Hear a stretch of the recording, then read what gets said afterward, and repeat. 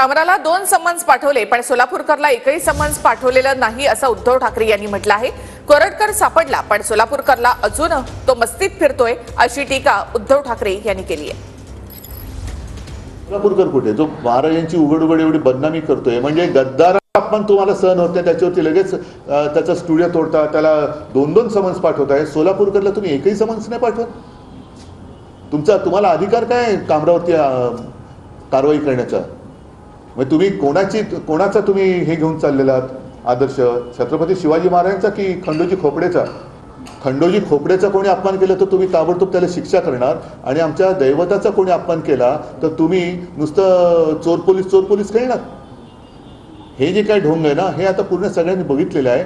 त्याच्यामुळे मी परत सांगतोय की प्रचंड बहुमत मिळवलेले हे अस्वस्थ सरकार आहे। यांना कळतच नाही यांची खुर्ची कोण कधी खेचेल, कोणाचे लागेबांधे कोणाशी आहेत, नागपूरमध्ये दंगल नेमकी कोणी घडवली, या सगळ्या गोष्टीचा काय छडा लागत नाहीये।